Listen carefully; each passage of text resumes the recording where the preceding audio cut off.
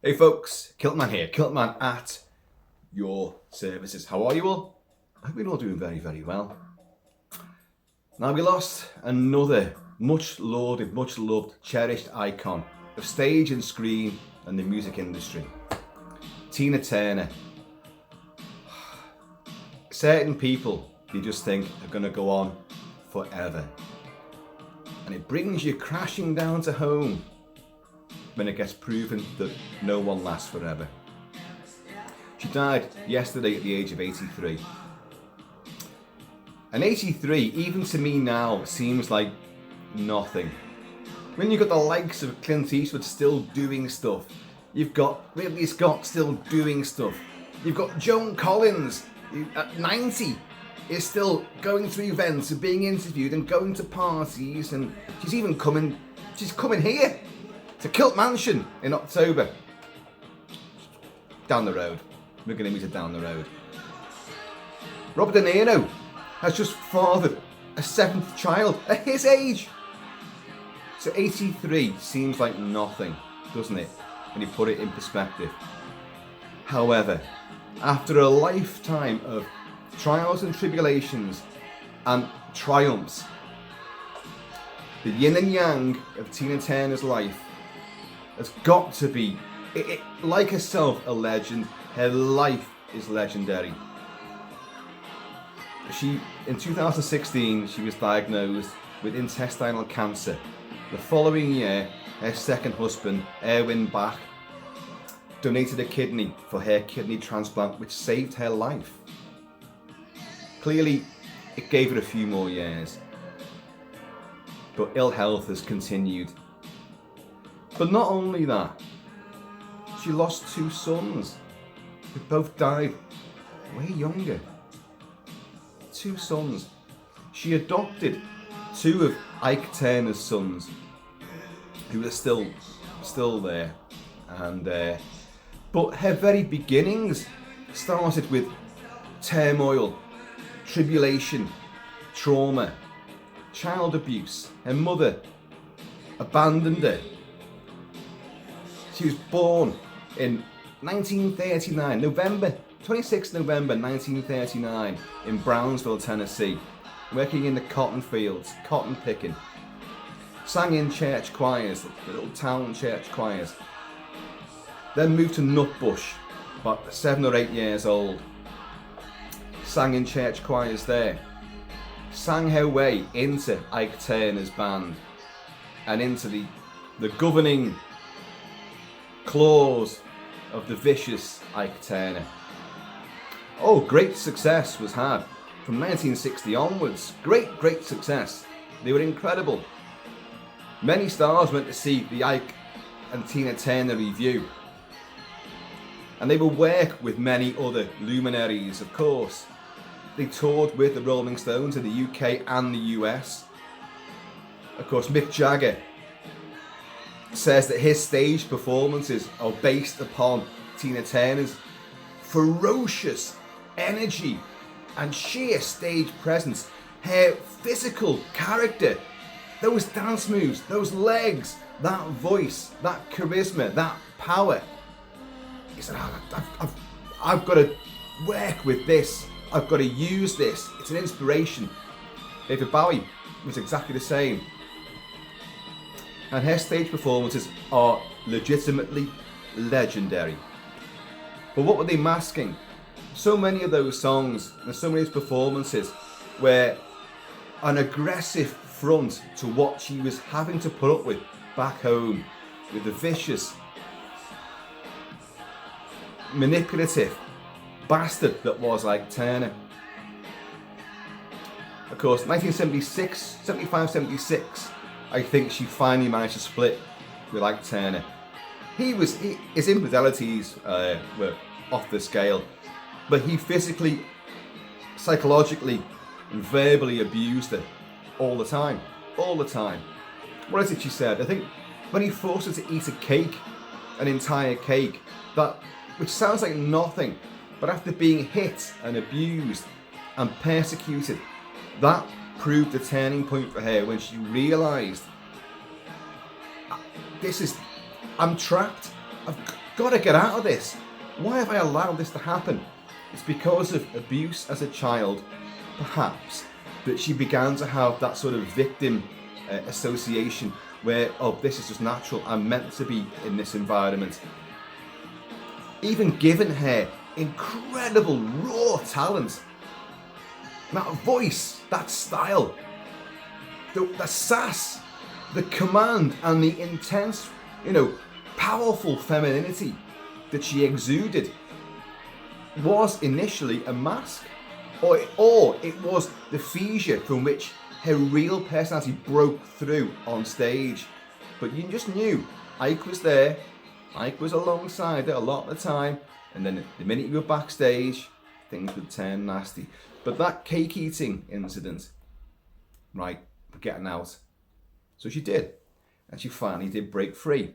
And she broke free with her own words, with 2 cars and her name of Tina Turner. She wasn't born Tina Turner. It was Anna Mae Bullock she was born. But Ike gave her the name Tina Turner. But he trademarked it as well. He made sure. The idea was, like, if you ever leave me, you can't take that name with you. I can bring someone else into the band. I'll give them that name. That was the plan. But she won in that divorce case in the settlement. And she got 2 cars and the name. This is Proud Mary. Oh, people always call it Rolling on the River, which is truly awesome. By the way, yeah. It's not exactly Tennessee Firewater, but it's still Firewater. Cheers, Tina. But then we're gonna do the finish. I'm not going to play a lot of songs because I've got a feeling that will just incur the wrath of the copyright gods.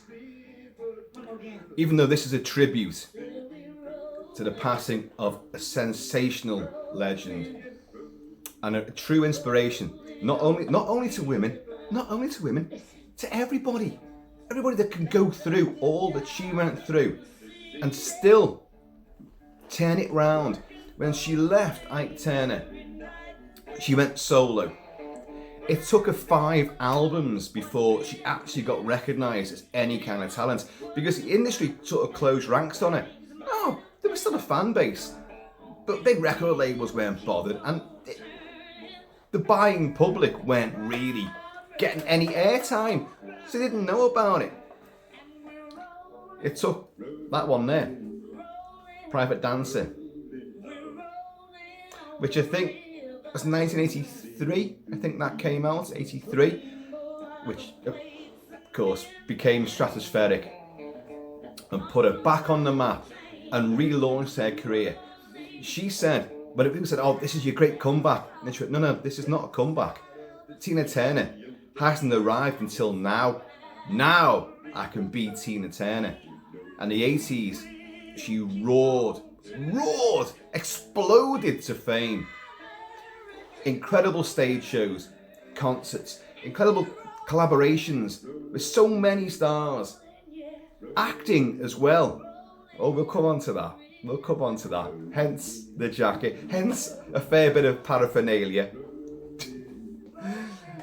But that relaunched her career, and with those legs, that style, that sass, she owned music videos, she owned the stage concerts, she owned everything, interviews, the hair, the wigs, but she was an incredible icon. Thoroughly, unbelievably gorgeous. The older she got, the sexier she got as well. That's great. Even as a kid, back in the 80s, and I saw her, What's Love Got to Do With It, and Private Dancer, and I was like, absolutely a revelation, an astonishing beauty, and a raw power. So even her sensual sexuality and stage presence, that wasn't just that. It's the voice, it's the style, it's the power and the intensity. My God, she can move. That shimmy, that sass, the leg movements. Oh my God. See. It was, but it transcended just a sexual, wow, look, God, isn't she fit? It went beyond that because the voice carried you, the power, and what she's singing about as well. A lot of it, it's almost like a confession. It's the things I've been through. Private Dancer, especially, the song is exactly the horrible things that she's been through and been forced to do, and how to break free from it. But she hadn't broken free with that song. And then what's love got to do with it? It's all about what's happened to her. Incredible stuff. That was really incredible stuff. I'll have to drink some more of this. Yeah, so I'm wearing the Mad Max jacket, yes, which has the authentic Mad Max 2 and Beyond Thunderdome shoulder plate. It's there, folks, that's it. Cheers, y'all. And she would, of course, appear in Mad Max Beyond Thunderdome, which I love. I think Mad Max Beyond Thunderdome has gone through a few cycles of people initially, well, that's not Mad Max 2, is it? Where's the violence? It's a kid-friendly, it's indoors. Max is a nice guy. He's looking after kids now. Yeah, that's true. It wasn't meant to be a Mad Max movie. It was meant to be a post-apocalyptic Lord of the Flies movie. And then George Miller thought, well, hang on a second. Director George Miller, the creator of Mad Max, thought, this idea you've got there for this Lord of the Flies, a guy comes in and brings them to a sanctuary, saves them all, spiritually and physically saves them from oppression and nastiness. What if Mad Max is the guy that does it? So you've got a combination of a Mad Max story and a Lord of the Flies story banged together. And I do love it. It's the most imaginative and probably brilliant and most stylistic of the Mad Max movies, apart from Fury Road, which goes way beyond, of course. But as they were writing it about Aunty Entity, the goddess that runs Bartertown, you know who I was on the day before? Apocalypse. Nobody. But the day after, I was somebody, because she'd survived. And because she survived, she is someone. She's already got power because I'm one of the living. So she creates Bartertown, and she lords over it. But there is the subterranean rulers as well. Master Blaster, of course. But when they're writing it, they kept writing, well, this woman, it's got to be strong, determined, to have got through all the things of post-apocalypse and the wasteland. Got to be really strong. Just think Tina Turner and all the things she's been through. So as they're writing her dialogue and writing her character, they're thinking Tina Turner. Okay, we've got the script together. Okay, right, well, who are we going to get to cast as Aunty Entity? Well, we've spent all our time modelling the character on Tina Turner. Why don't we ask Tina Turner? So they did. And she said yeah. And she did it. And she shaved her head. And put the big wig on. And the chainmail fishnets. Oh my God. But he's just a raggedy man. What were you?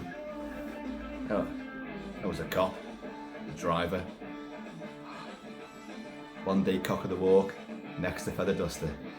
She's outstanding as Aunty Entity. And she's three-dimensional as well.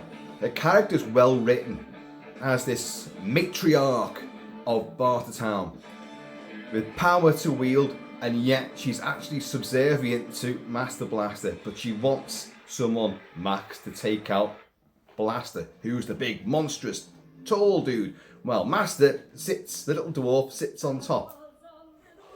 He's the brains of the operation. Master is the brawn. Take him out in where? Thunderdome, the arena. 2 men enter, 1 man leaves. She's fantastic.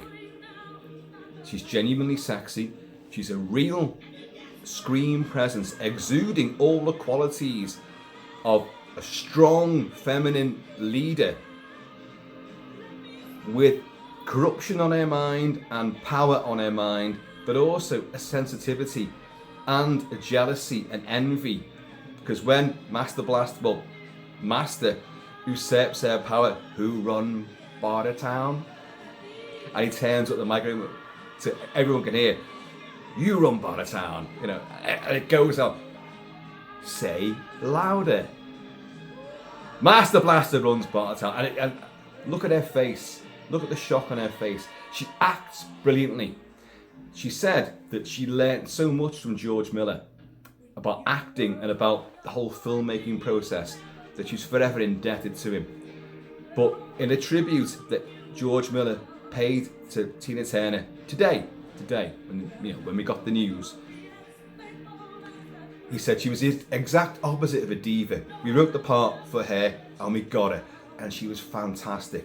I saw firsthand how she would laugh and joke with everybody, but she was so consummately professional when it came to the part and the role, and she accepted every direction I gave her, and a few little ideas as well that she came up with, and I went with them because they worked, because she invested so much of her soul into the character.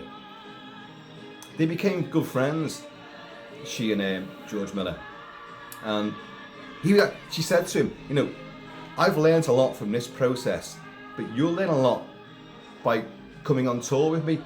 And he said, to his endless regret, he didn't take her up on that offer. He could have done as well, but he just didn't do it. And he said he would have learned a lot from, you know, the behind the scenes and the whole rigmarole of transporting from town to town and venue to venue, and the prep, the rehearsals, and then the performance, and then the aftermath each time, and that whole sort of rolling surf and tide, the tempestuous sea of a tour. He'd learn a lot, and he didn't do it, but he stayed in touch with her, and Tina Turner had a big party on a yacht in Sydney Harbour, and George Miller and his family were invited. He had a 2-year-old daughter, and he fondly remembers, he said, my best memory is that on that yacht, my 2-year-old was just maximizing all her time with that Tina Turner girl, as his daughter called it, that Tina Turner girl. And Tina didn't mind at all. She was playing with this little girl all the time. And then it came time to, okay, the adults want a party now, so let's put you to bed. You know, I want to play with that Tina Turner girl. Oh God. So to console his daughter, they had to bring her back out again. And said, oh, Tina, I'm so sorry about this, but you know what they're like. And she went, no worries. And she just played with the girl throughout the night. And that's what she was like. George Miller also quoted an event where he went to a concert of hers, and he went backstage, because they'd been invited, and he went backstage, and there was a roadie that was having problems. I think an emotional and family crisis took place, and he was at a crossroads. He was like, I can't do this anymore. I can't live like this. I want to, but I'm not in the right headspace. So he went in to speak to Tina Turner, who was obviously in charge, and to say, like, I can't do this anymore.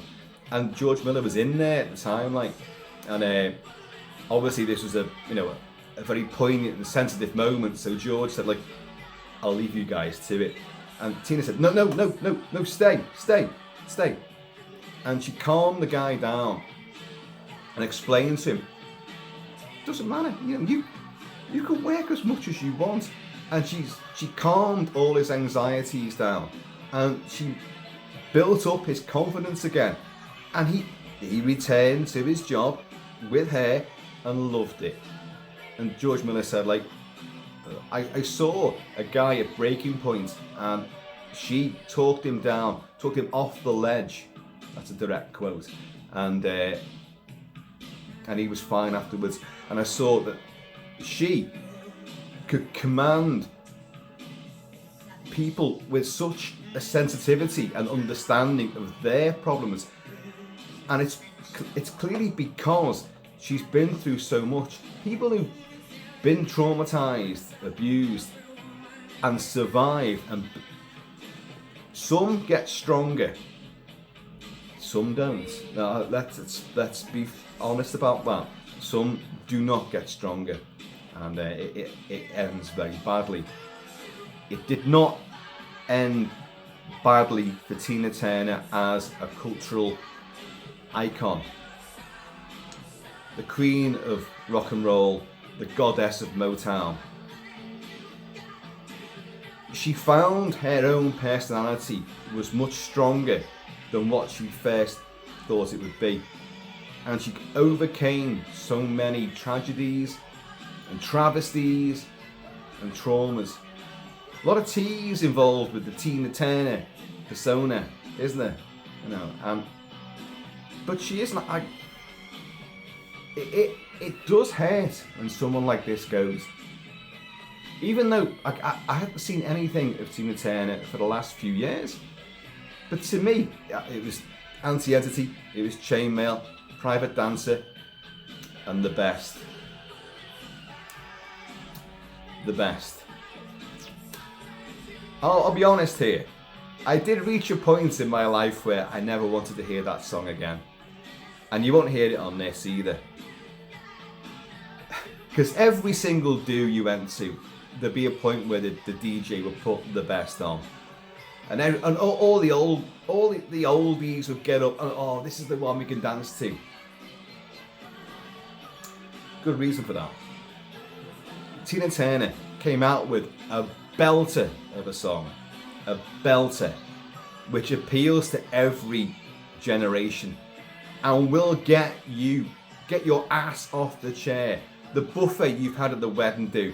Well, suddenly, no matter how much it might be like rolling around inside your guts, you're gonna get up. You might be 90 odd yourself, but I've seen people get up. I've been, and this is what I was coming to. Throughout the 90s, every do I ever went to, this would be played. And if you went to a nightclub, it would be one of the final songs they'd play in the nightclub, which would bring up all the wallflowers who hadn't been bothered at all. I've been on America a few times. Like there's still a few places I haven't been to, which I'll be honest, I've got to do them before I finally go. And I've told you before, I love San Diego, but I hated LA. Well, I was in LA, and we passed through LA at lightning speed. Well, not quite. We did hear tell of a roadhouse. I don't know what neighborhood it's in. But it's outside of LA city centre itself. It's way out. There were hills and all sorts, and coyotes howling in the background. And or maybe that was my own stomach rumbling. But waiting for the buffet in there, and we went to like a roadhouse, and it was great. It was exciting, you know. You went Patrick Swayze stuff. I've been to a few roadhouses, American roadhouses, and seen exactly what you see in the film Roadhouse. But to a lesser degree, it's never like that. And bar fights, there's more bar fights in the pubs around here than I've ever seen anywhere. Oh, no, hang on a minute. No, I am lying. Germany, I did see a lot of, fair few bar fights in Germany. But they're over in seconds. And you know, anyway. So all the reputations, and they're all like, you know, there's bottles going over someone's head and someone's getting sliced up, and then Chuck Norris will walk in and throw people through the windows and destroy the bar. No, well, maybe some places, but I've not seen it. So we were in there, and there was a few of us. I'm not saying why I was over there, but there were reasons. And we went in, and because Americans don't drink. Oh, sorry, I'm not hijacking a tribute to Tina Turner to denounce Americans' lack of drinking ability. But apparently you do.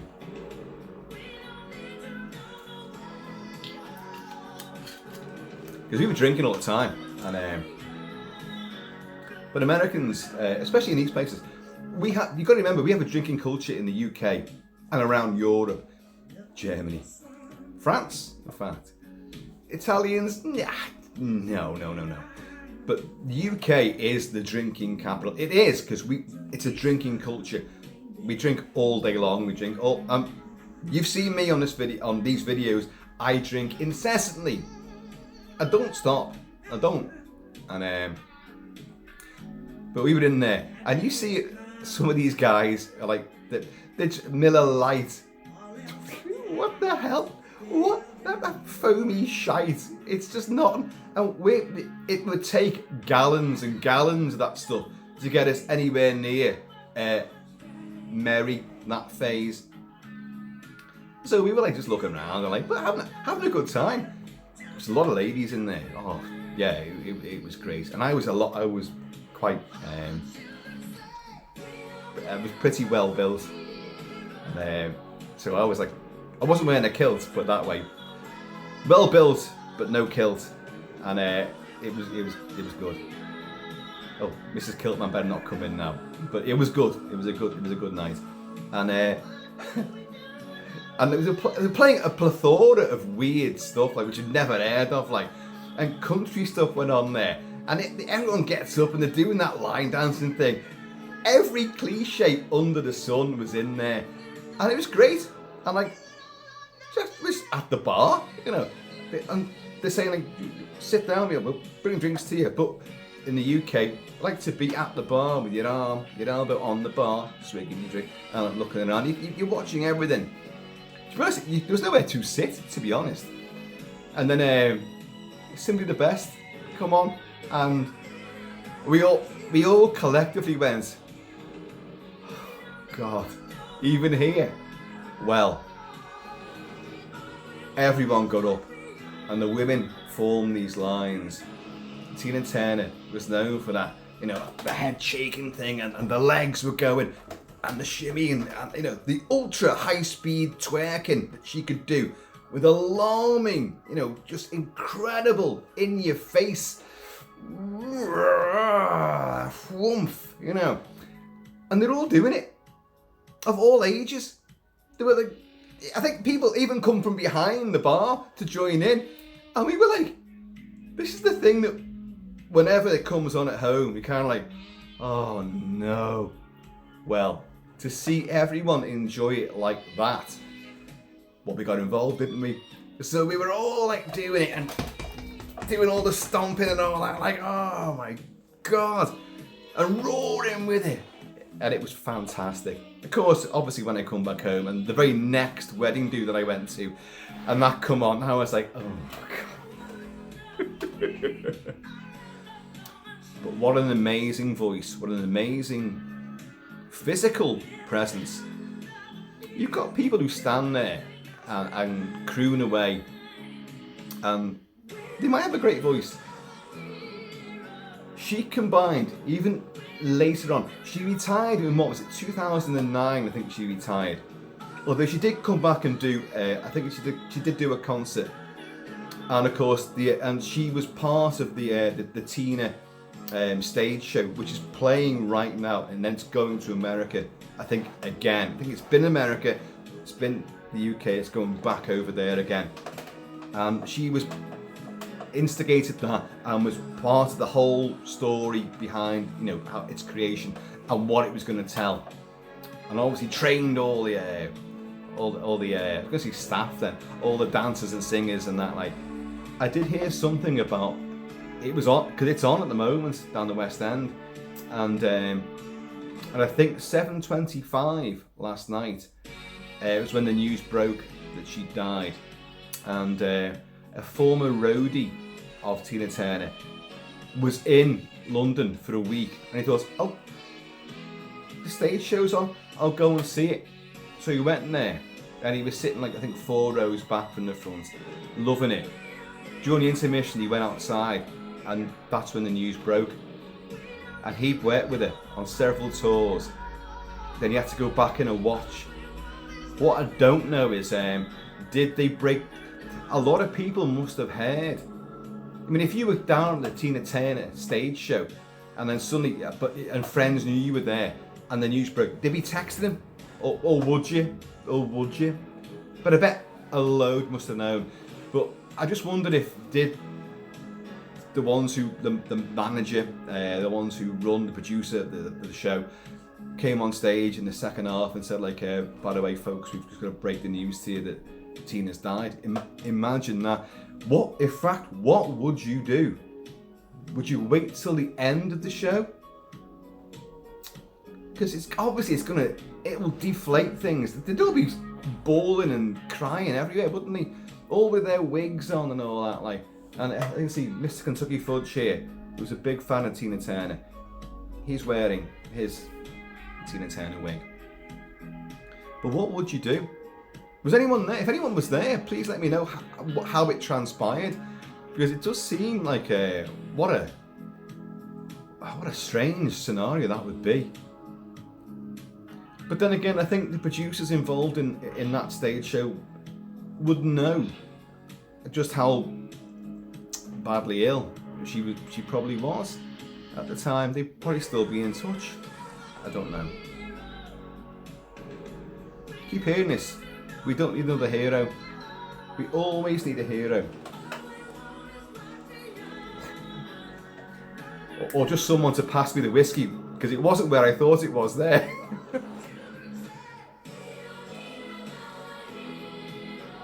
Tina Turner was a hero. Back when I was growing up, in all the massively un-PC days, she'd be called a heroine. But now, we don't have actors and actresses, we just have actors. We don't differentiate. We don't have heroes and heroines, we have just heroes. I care not. She was a hero, she was a heroine, an actress, an actor, a singer. A fantastic personality and a real towering force for determination. She lost her 2 sons, but she adopted the 2 sons, well, 2 of Ike Turner's sons. She was living in a place called, let me get this, Kusnacht, which is just outside Zurich. And she'd been there for quite some time. And that's a wonderful thing as well, to turn you back on a huge nation that adores you and move to a very small, neutral country and live the idyllic life. Obviously, in later life, you need, if you can do so, to find a place that suits you, find a place where you feel most at home. But every new year of your life is a new chapter. In some cases, every day could be a new chapter. But we have phases in our life. I've been through an incredible amount of things way before doing any YouTube stuff. And this has been quite a thing for a while. It always will be, don't worry about that. But I am still awaiting the next big adventure, the next big chapter.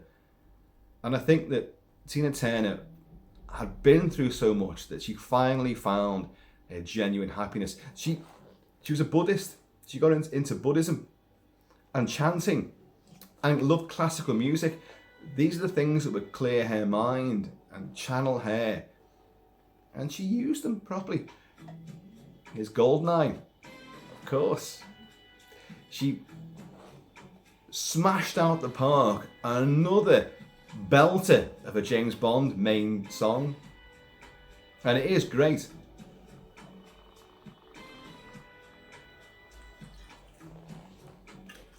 I also find it funny that if you look on the back of Private Dancer album, oh, there's Max. He's going to fall over now, I'm sure. Look at the back of it. Tina's legs. Now, what does that remind you of? The poster for Your Eyes Only, which came out in 1981. And then later on, she would actually get her chance to do for the Eric Serra score, which I don't like, by the way. Oh, that's gonna fall. Oh, come on, Tina. Work with me. haven't got the light glaring on it.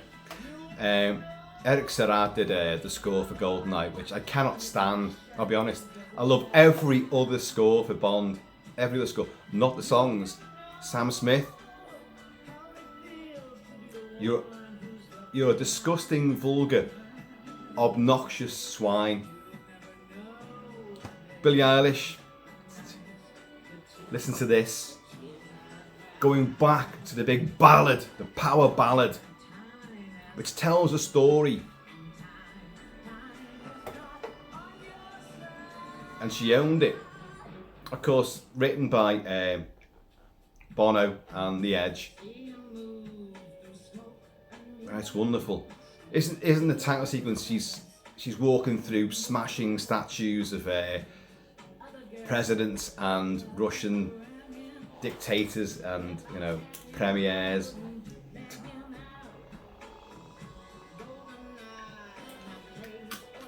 Wonderful, wonderful. 2 songs for Mad Max Beyond Thunderdome. We don't need another hero, which played out over the end credits, and the enormously fantastic and I think Grammy Award winning One of the Living, which is my favourite by far. I love that song, and that got several awards in fact, and she was inducted into the Rock and Roll Hall of Fame, which I think was in. I wrote this down somewhere. Oh, where did I get that? 2021. It's only a couple of years ago. 2021. She, of course, also played Acid Queen in the Who rock opera movie Tommy, and this was just before she split up with Ike Turner.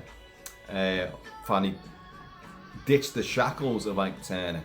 And Acid Queen is also the name of her, I think it was her second album, her second solo album was Acid Queen, and she plays this prostitute, the Acid Queen, who introduces Tommy, deaf, dumb and blind kid, sure plays a mean pinball.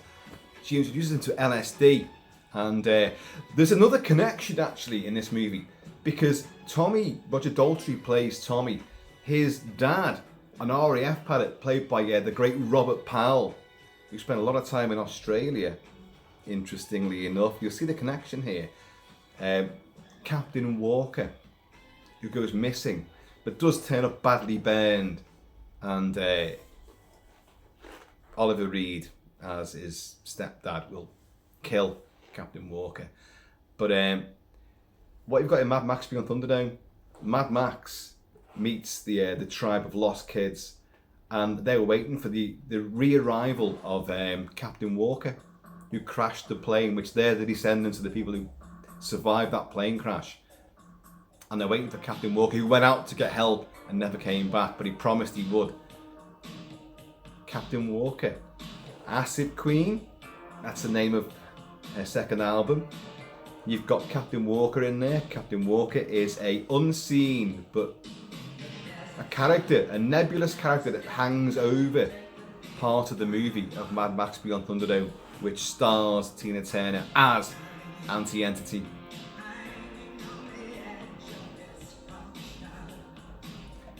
I sincerely hope we get these songs through. Otherwise, but either way, for Tina Turner, Anna Mae Bullock. But Tina Turner kept the stage name. She won that from him. She fought back. Went through hell so often. And then kept on fighting. What an inspiration that is. I know. It's brilliant. It's truly brilliant. And she will be enormously missed. There's been so many tributes been paid to her, which have been, some of them have been quite heartbreaking, to be honest. People who've actually been on stage with it, and they've learned so much from it. Bryan Adams was almost in tears talking about it. how she didn't just, it wasn't just, I appeared with it on stage. She tutored me. Without her influence and her training and her life lessons, I'd never been a success. So, and many others. Elton John. Well, you'd expect Elton John to be giving it some. And obviously Mick Jagger loves it. But there's so many. Cher worked with it as well. So many others. It's just, it beggars belief.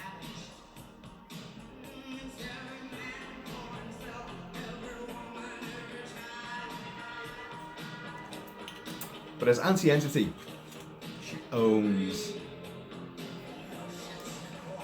And their final, after the big chase, you've only got one chase in the movie. And it's not a patch on Mad Max 2, let's be honest. Or even Fury Road. But it's still great. It's still very exciting and a lot of fun. And after not the gyro captain, but the same guy that plays the gyro captain in Mad Max 2 is the guy with that helmet on there in Mad Max Beyond Thunderdome. Jedediah the pilot with his little son. And at the end, there's not enough room, as Aunty Entity's armada is coming down towards Max and the plane. Max is going like, there will be. So Max gets off and gets on one of their weird vehicles. And he rides straight into them to give them a chance to take off above this huge, swirling, massive car carnage catastrophe. This swirling dust storm, a real dust storm, by the way, struck up. And he's lying there. As you always find, and he always ends up, Max will be battered and bruised, cut and knackered.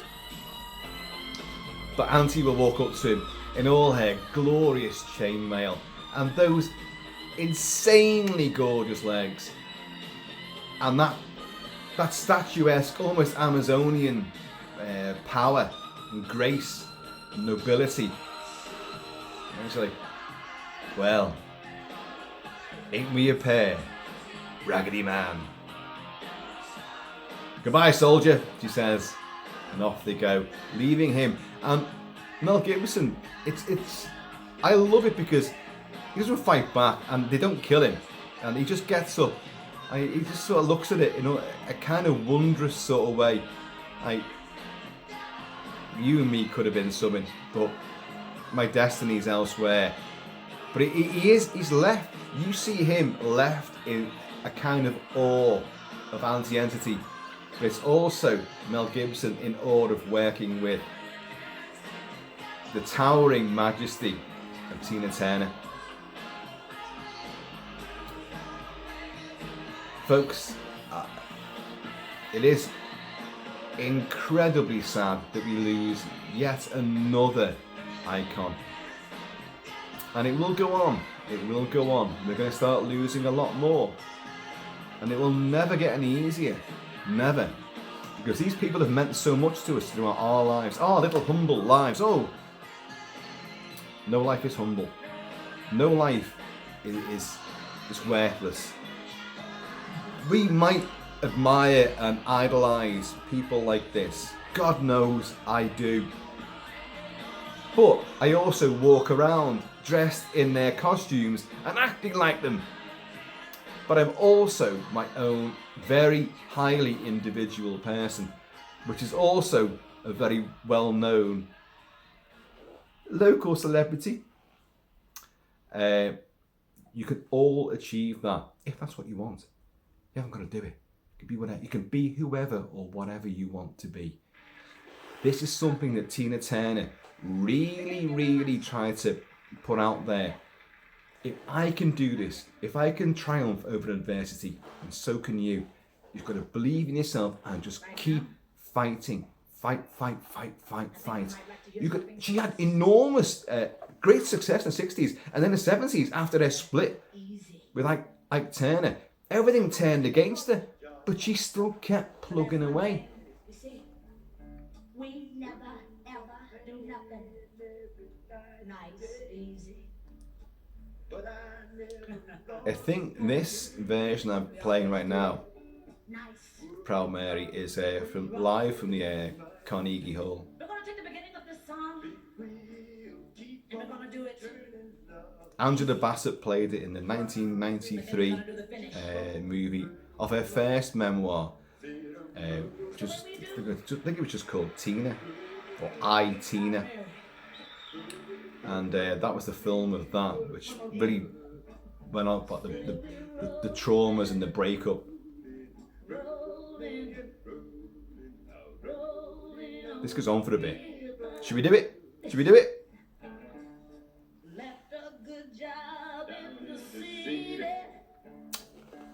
As I have done. Which I did.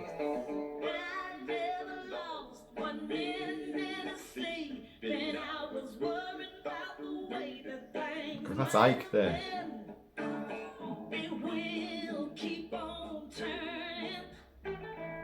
I'll be honest, his voice is fantastic. It is.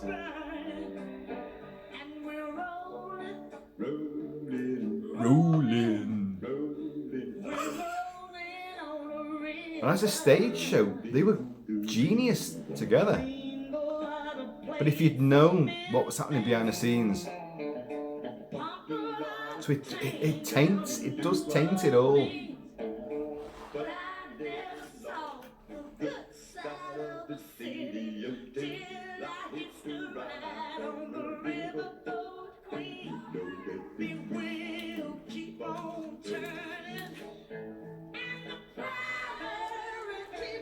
I'm not sure what year this is from.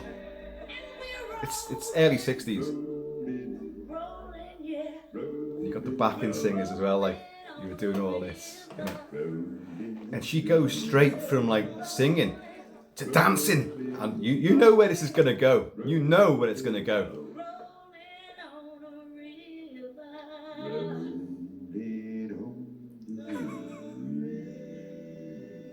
Oh, that roadhouse outside LA. They're simply the best. There was guys doing it and they were doing every movement and singing as well.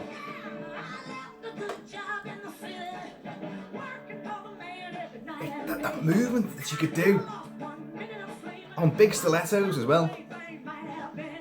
It's not easy, you know.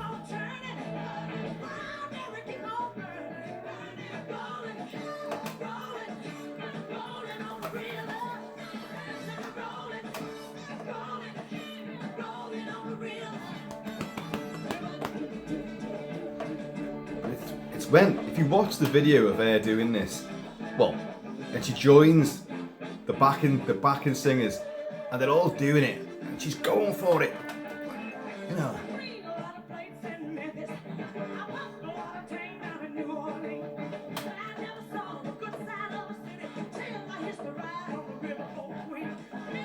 It's fucking genius, isn't it?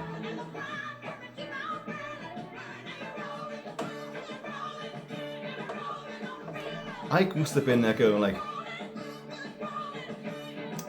you are making me money. I can't let you go. Twat. A genuine twat.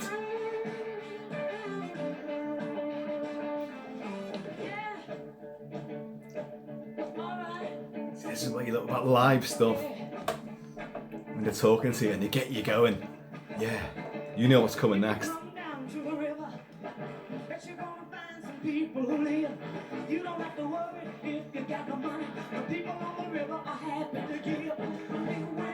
have to worry if you got no money.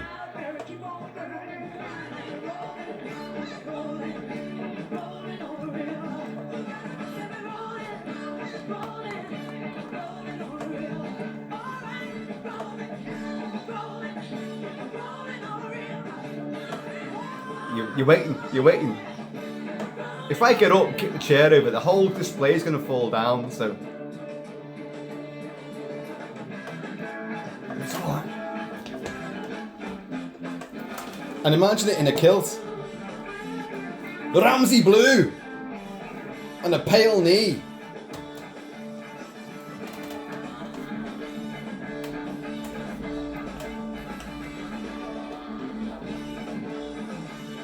fantastic, isn't it? There's no way you could. Everyone says you went to one of their gigs, you couldn't sit. You just couldn't. Even if you were crippled, it'd be like a miracle. Your legs would suddenly work, and up you'd be going, shimmying your arse off. And of course, it ain't finished yet.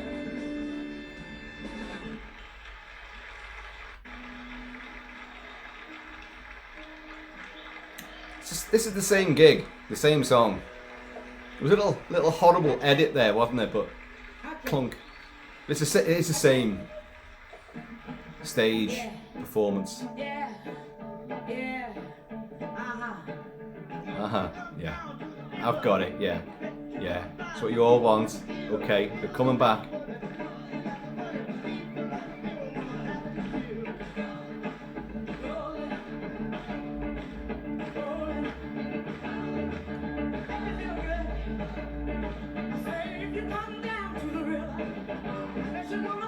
Imagine being at one of these gigs. By the way, my wife has seen Tina Turner. I haven't. Oh well. Somewhere, Tina will meet Kilt-Man and just go sod off. Keep it going now. I said it feels so good now. You know it feels so good now. I know you. Everybody, come on now. Say rolling, rolling on the river. Rolling. They're not doing that, like they're going.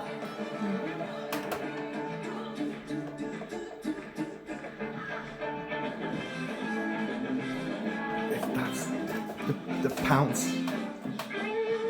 So energetic, so alive and vibrant. No one could ever just sit there and go, well, that was lackluster. It didn't quite deliver.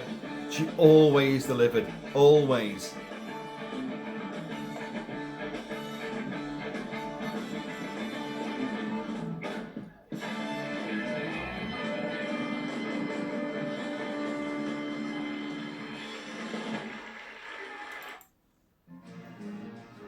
Yeah, I'm going there as well. Why the hell not? I have a real deep suspicion that if I played the certain songs I think I'd be hammered for. These are all live performances, these, so apart from the Mad Max stuff.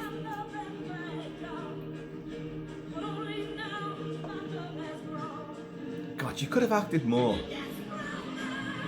For most of my life I have thought, well, you can screw them! That's what I thought she said. It gets stronger.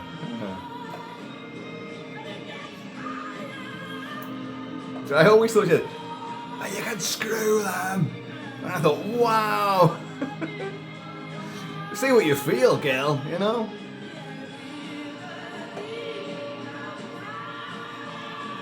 He's big! This is huge. She went with Phil Spector, you know, went with everybody. Everybody.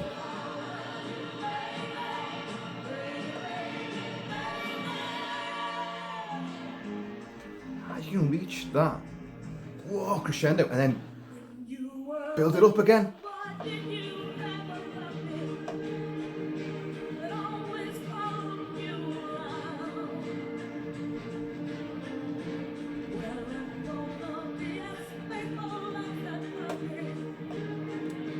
How those words must have stung.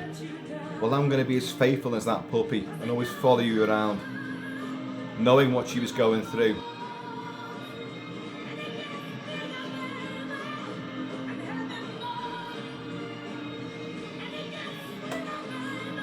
And you can screw them, baby. That's what it sounds like.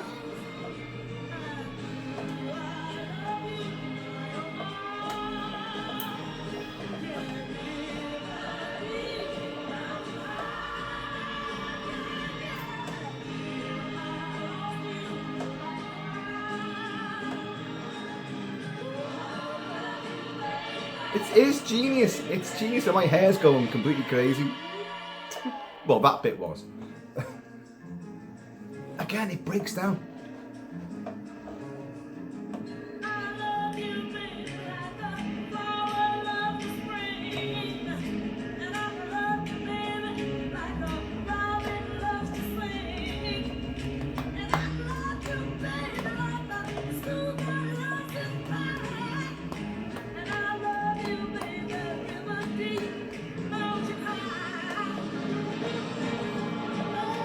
I'm going back that roadhouse.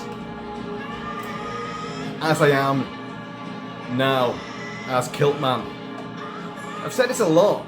I've been invited so many times as well to the States and everywhere else as well. Gonna do it. Gonna do it. Gonna bring the kilts. Bring the tartan. Change the world. As Tina did.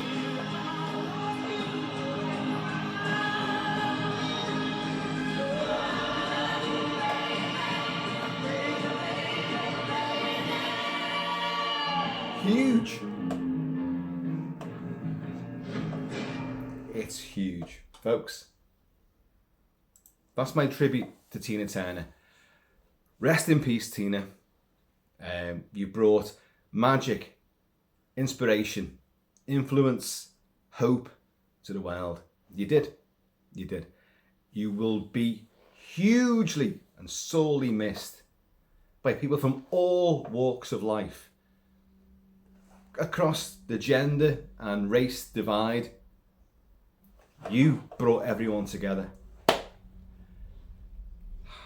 Folks, I have been always shall be Kilt-Man. Please, in the meantime, in this ever chaotic and losing icons in between time, please be happy, be yourselves, and take something from. You can hear there's a plane going overhead right now. Listen to that. That's right overhead. Take something from these people that we love and cherish, and we observe from our armchairs, or maybe you get theatre tickets as concert tickets, or you go to the movie and watch their stuff. All these celebrities. Remember, there are some that genuinely put the work in and are genuine human beings who've been through a lot of crap in their life and still managed to bounce back and become an inspiration. It's easy to be the victim, and I'm not downplaying any of this. It's easy. A lot of these fake celebrities all bleat about how things have gone bad. I lost that job, and I had a terrible time there, and it's a load of shite. But you've got people like her, like Tina Turner, who went through hell from a very early age, all the way, lost 2 sons as well, and still fought back and was a huge personality and a clarion call for like optimism and hope. That's what we should all strive to be, even in a small way. You can always make a difference. Always make a difference, folks. I'm gonna see you all later. But I'm just a raggedy man.